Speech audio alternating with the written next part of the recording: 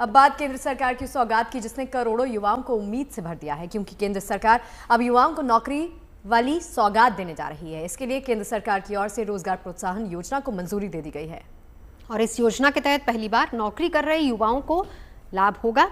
साथ ही साथ उन कंपनियों को भी फायदा होगा जो युवाओं को ज्यादा से ज्यादा रोजगार देंगी। तो चलिए जानते हैं इस योजना का लाभ आप कैसे उठा सकते हैं।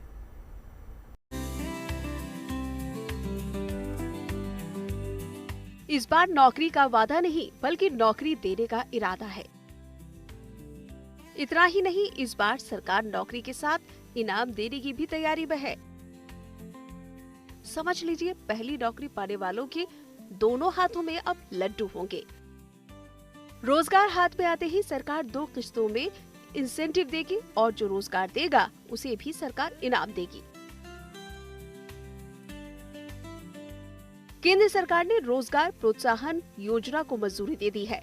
एम्प्लॉयमेंट लिंक्ड इंसेंटिव स्कीम खासकर उन युवाओं के लिए बेहद फायदेमंद साबित होगी जो पहली बार नौकरी कर रहे हैं। इसके अलावा इस योजना से नौकरी देने वाली कंपनियों को भी फायदा मिलेगा। केंद्र सरकार इस योजना के तहत देश भर में युवाओं को बेहतर रोजगार अवसर देना चाहती है। सरकार की ओर से इस योजना को 2 पार्ट्स में बांटा गया है। इस योजना के पहले हिस्से में पहली बार नौकरी करने वाले कर्मचारियों को 1 महीने की सैलरी अधिकतम 15,000 रूपए दी जाएगी। हालांकि ये राशि 2 हिस्सों में दी जाएगी।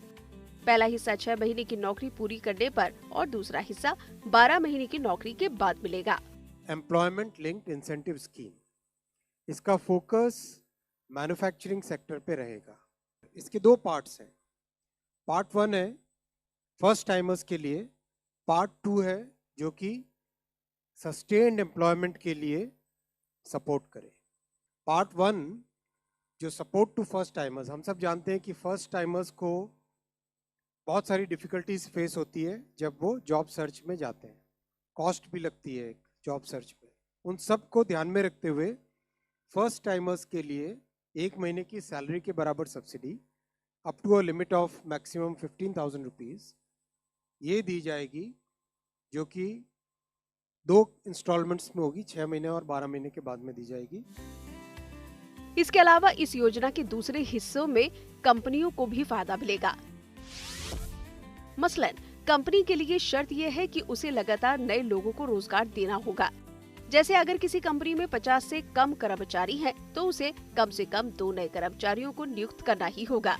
वहीं अगर किसी कंपनी में 50 या उससे ज्यादा कर्मचारी हैं, तो उसे कम से कम 5 नए लोगों को नौकरी देनी होगी। आसान भाषा में समझा जाए तो अगर कंपनी 1 लाख रुपए तक के वेतन पर कर्मचारियों को नियुक्त करेंगी, तो कंपनी को सरकार की ओर से हर नए कर्मचारी के लिए 3,000 रुपए प्रति माह की सहायता मिलेगी। दूसरा इसका पार्ट है जो सस्टेन्ड एम्प्लॉयमेंट देते हैं। 2 साल के लिए 3,000 रुपीज पर मंथ पर एम्प्लॉय, ये एक सपोर्ट मिलेगा। और जो मैन्युफैक्चरिंग इंडस्ट्रीज हैं उसमें यही सपोर्ट 4 साल के लिए मिलेगा और हर 6 महीने के बाद में पेमेंट मिलेगा। सो दैट मीन्स एक सस्टेन्ड एम्प्लॉयमेंट रहेगा। कई इसके फायदे होंगे। लगातार एम्प्लॉयमेंट में रहने से स्किल का लेवल बढ़ता है। अगर सब कुछ ठीक रहा तो इस योजना से विनिर्माण क्षेत्र को खास तौर पर बढ़ावा मिलेगा, जिससे देश में औद्योगिक विकास में भी तेजी आएगी। रोजगार प्रोत्साहन योजना के तहत केंद्र सरकार 1.07 लाख करोड़ रुपए खर्च करने जा रही है। इसमें कर्मचारियों और कंपनियों को डीबीटी के जरिए सीधे पैसे मिलेंगे। इस योजना से करीब 3.5 करोड़ नई नौकरियां मिलने की संभावना है, जिसमें कंपनी और कर्मचारी दोनों EPFO से जुड़े होंगे। जाहिर है इस योजना से युवाओं को रोजगार के बेहतर अवसर मिलेंगे और पहली बार नौकरी करने जा रहे युवाओं को फायदा भी होगा। साथ ही उन कंपनियों को भी इस योजना से लाभ मिलेगा जो ज्यादा से ज्यादा युवाओं को रोजगार देंगी। तो कुल मिलाकर इस योजना का मकसद सिर्फ रोजगार देना नहीं है, बल्कि युवाओं के लिए मजबूत भविष्य का निर्माण करना भी है। Bureau report, good news today.